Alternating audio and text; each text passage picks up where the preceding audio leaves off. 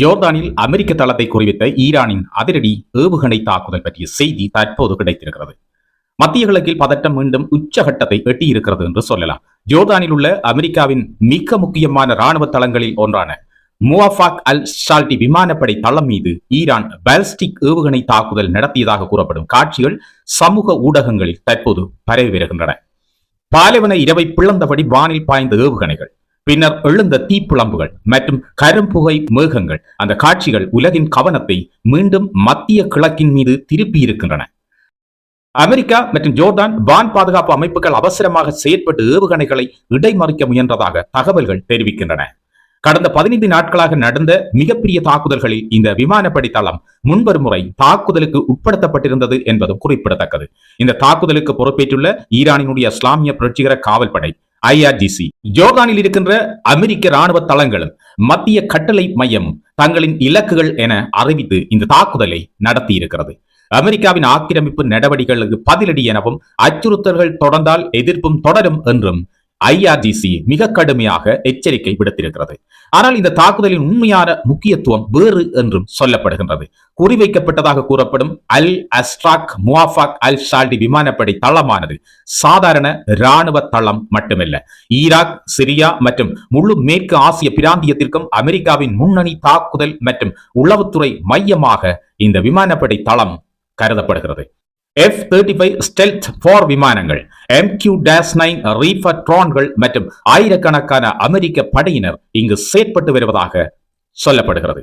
அமெரிக்காவினுடைய மத்திய கட்டளையகம் சென்காம் இந்த தாக்குதல் இடம்பெற்றதை உறுதிப்படுத்தியுள்ள நிலையில் ஏவுகணைகள் இலக்கை தாக்கவில்லை என்றும் வழமை போல் கூறியிருக்கிறது. அது மட்டுமில்லாமல் உயிரிழப்புகள் அல்லது சேதம் எதுவும் இல்லை என்றும் சென்காம் தெரிவித்திருக்கிறது. ஆனால் ஈரான் தரப்பு கூறுவதோ வேறொரு முக்கியமான செய்தி. பல முக்கிய ராணுவ வசதிகள் மற்றும் பாதுகாப்பு அமைப்புகள் இந்த தாக்குதலின் போது மிக துல்லியமாக சேதமானதாக கூறுகின்றது. ஈரானின் இந்த தாக்குதல்களின் மூலம் அமெரிக்க அதிபரனுடைய போர் நிறுத்த அறிவிப்புக்கு பிறகு அமெரிக்க இலக்குகள் மீது ஈரான் மேற்கொண்ட முதல் நேரடி தாக்குதலாக இந்த சம்பவம் பார்க்கப்படுகிறது. மேலும் ஜோர்தானில் ஏற்கனவே ஆயிரக்கணக்கான அமெரிக்க படையினர் இருப்பதும் சமீப மாதங்களில் அந்த நாடு பலமுறை ஈரானிய ஏவுகணைகள் மற்றும் ட்ரோன்களின் இலக்காக மாறியிருப்பதும் கவலைகளை அதிகரித்திருக்கிறது என்று ஈரான் தரப்பு கூறுகிறது. இந்த சம்பவம் நடந்த அதே நேரத்தில் வெள்ளை மாளிகையில் டொனால்ட் ட்ரம்ப் மற்றும் பெஞ்சமின் நெத்தன்யாகு இடையே முக்கிய சந்திப்பு நடைபெற்றுக் கொண்டிருக்கிறதும் குறிப்பிடத்தக்கது. அந்த சந்திப்பின் முழு விவரங்கள் இன்னும் வெளிப்படாத நிலையில் ஈரானின் இந்த அதிரடி தாக்குதல் புதிய அரசியல் மற்றும் இராணுவ செய்திகளை உருவாக்கி இருக்கிறது. ஒரு விஷயம் மட்டும் தெளிவாக தெரிகிறது. ஜோர்தானின் பாலைவனத்தில் வெடித்த ஏவுகணைகள் உலக அரசியலின் அடுத்த அத்தியாயத்தை எழுத தொடங்கி இருக்கலாம் என்று நம்பப்படுகிறது. இதுவரை காலமும் ஈரான் மீதான அமெரிக்காவின் தாக்குதல்களுக்கு பதிலடி தாக்குதல்களை கொடுத்து வந்து கொண்டிருந்த ஈரான் தற்போது முதன் முறையாக அமெரிக்காவுக்கு எதிரான ஒரு தாக்குதலை ஈரானே தொடங்கி இருக்கின்றது என்ற செய்தி உலகத்தில் இப்பொழுது பரவலாக பேசப்பட்டு வருகின்றது. இந்த நிலையில் அமெரிக்காவில் ஈரானுக்கு எதிரான போர் தொடர்பான எதிர்ப்பு அலைகள் தொடர்ச்சியாக இடம்பெற்று வருகின்றது.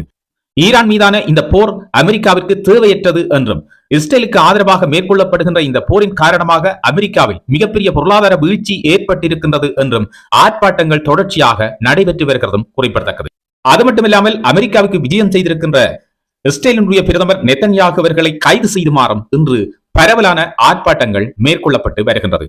அதோடு அமெரிக்காவினுடைய மிக முக்கியமான மாநில ஆளுநர்கள் கூட இந்த கைது தொடர்பான சட்ட நடவடிக்கைகளை மேற்கொண்டு வருகின்ற செய்தியும் கிடைத்திருக்கிறது. பொறுத்திருந்து பார்க்கலாம் மேலும் என்னென்ன விடயங்கள் இந்த ஈரான் போர் தொடர்பாக இடம்பெறப் போகின்றது.